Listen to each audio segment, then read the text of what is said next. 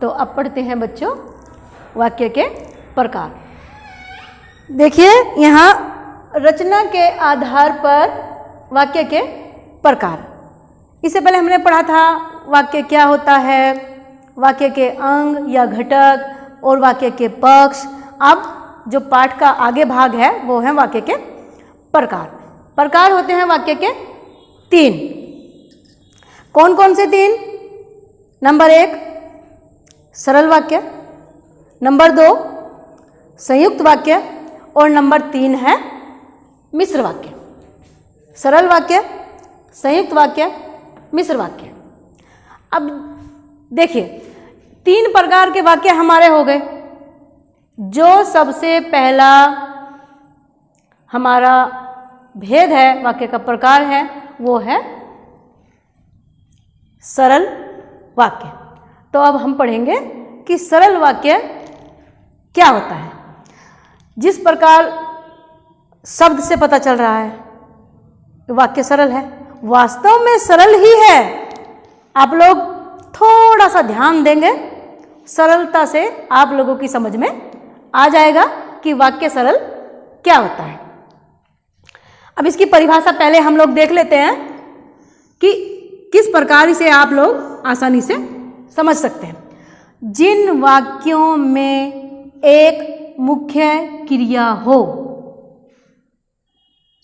मतलब मुख्य क्रिया एक हो जिससे वाक्य पूरा हो रहा हो, परंतु क्रिया पद अनेक, अर्थात 1 से 5 तक भी हो सकते हैं। अब जैसे पढ़ाएंगे हम बाद में, पहले हम ये जान लेते हैं कि ये पद क्या चीज है। इसमें हमने पद बताया, क्रियापद। अब तक जो आप लोगों ने पढ़ा है वो पढ़े हैं शब्द। यहाँ ध्यान देने योग्य बात यह है कि जब तक शब्द वाक्य में प्रयोग नहीं होता है तब तक शब्द स्वतंत्र इकाई होता है, परंतु वाक्य में प्रयोग होने के बाद शब्द ही पद कहलाता है। शब्द को ही हम पद कहते हैं। अब जैसे अब हम देख लेते हैं कि क्रियापद अभी हमने बताया कि 5 तक भी हो सकते हैं। इससे पहले हम पद जान लेते हैं कि जैसे वाक्य यहीं से लें कि वह फुटबॉल खेला। अब ये एक शब्द है फुटबॉल। अगर हम इसे यहाँ से निकाल करके यहाँ लिख दें फुटबॉल,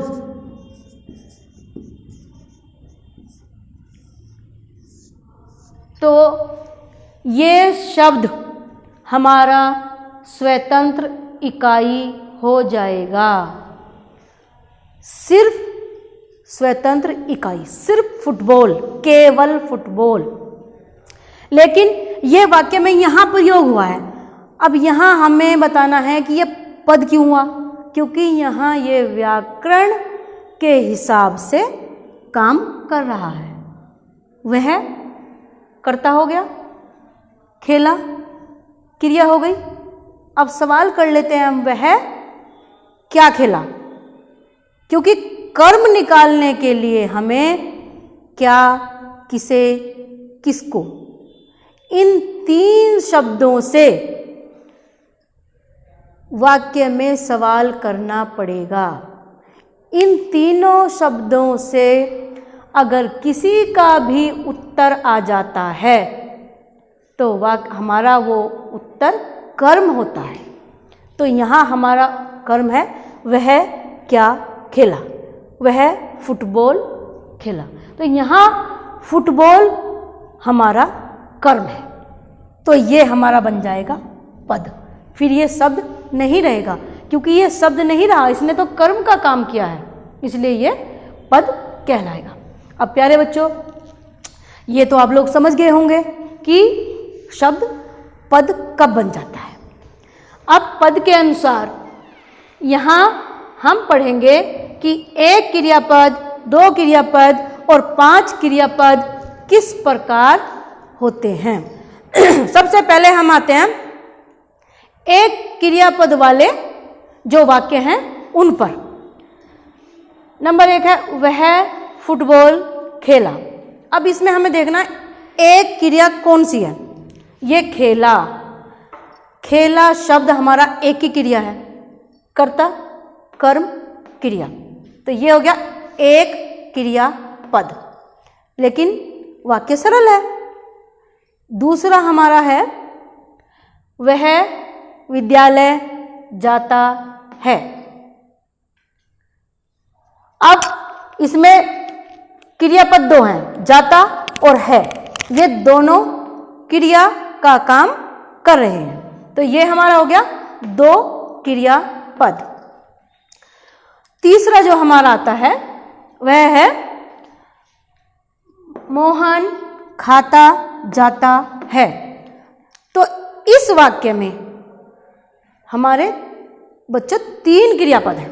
अब 3 क्रियापद हैं, देखिए खाता जाता है, ये तीनों शब्द हमारे क्रिया का काम कर रहे हैं, परंतु वाक्य सरल है। कोई संशय पैदा करने की आवश्यकता नहीं है, कोई संदेह की आवश्यकता नहीं है, क्योंकि सरल वाक्य बिल्कुल साफ दिखाई दे रहा है।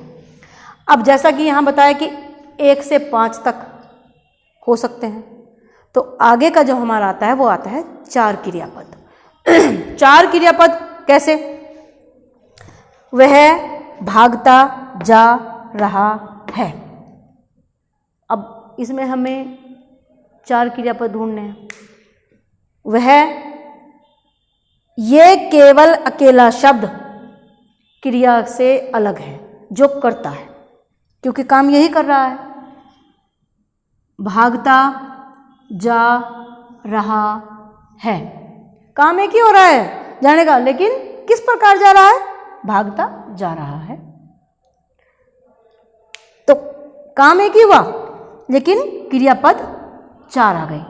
4 क्रियापद। इस वाक्य में 4 क्रियापद आए हैं। अब बच्चों यहाँ तक 4 क्रियापद तक आप लोगों को भली प्रकार समझ में आ गया होगा। अब हम देखते हैं कि 5 क्रियापद का वाक्य किस प्रकार है। मोहन भोजन करता चला जा रहा है होगा।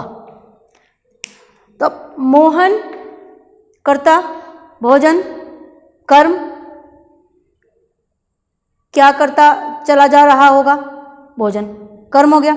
आगे जितने भी शब्द बचे हैं वो सब हमारे क्रिया में आते हैं, जैसे करता चला जा रहा होगा।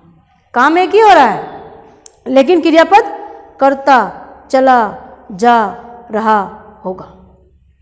5 क्रियापद आ गए, 1 2 3 4 5। 5 क्रियापद वाला ये वाक्य है, लेकिन आएगा सरल वाक्य के अंदर ही।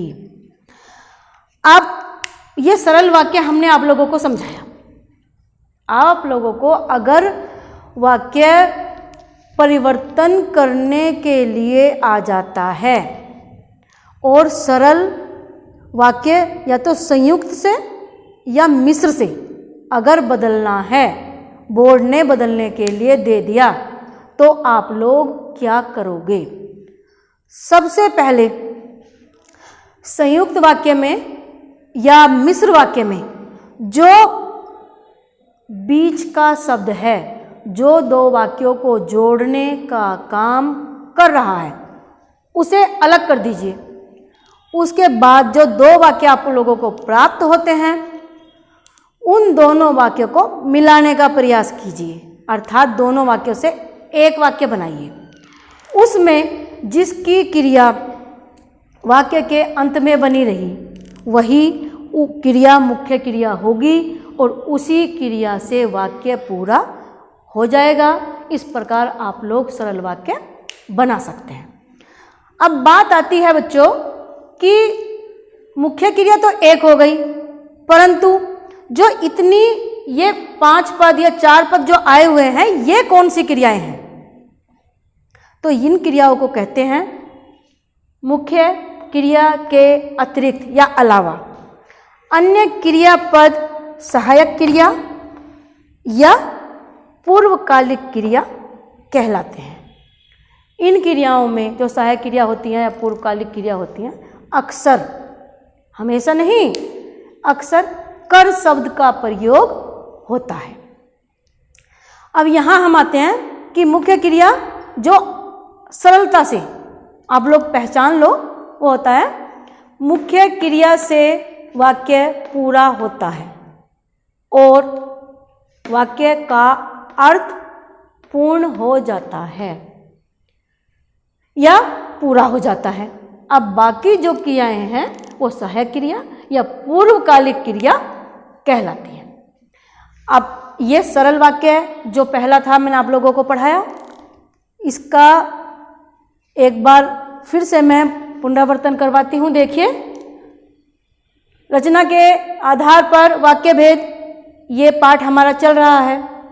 तो इसके प्रकार होते हैं 3: सरल वाक्य, संयुक्त वाक्य, मिश्र वाक्य। परिभाषा देख लीजिए। सरल वाक्य सबसे पहले हम पढ़ाएंगे। सरल वाक्य परिभाषा: जिन वाक्यों में एक मुख्य क्रिया हो परंतु क्रियापद अनेक, अर्थात 1 से 5 तक भी हो सकते हैं। जैसे, अब एक एक करके देख लीजिए। वह फुटबॉल खेला, एक क्रियापद, सिर्फ खेला यहाँ क्रिया है, एक क्रियापद। नंबर 2, वह विद्यालय जाता है, जाता है, 2 क्रियापद। नंबर 3, मोहन खाता जाता है। अब यह 3 क्रियापद देखिए बच्चों, खाता जाता है, 3 क्रियापद। चौथा देखिए, वह भागता जा रहा है, 4 क्रियापद यहाँ है, भागता जा रहा है। इस वाक्य में 4 क्रियापदों का वर्णन हुआ है। 5वां वाक्य देखिए, मोहन भोजन करता चला जा रहा होगा। इस वाक्य में 5 क्रियापदों का वर्णन किया गया है। करता चला जा रहा होगा, 5 क्रियापद।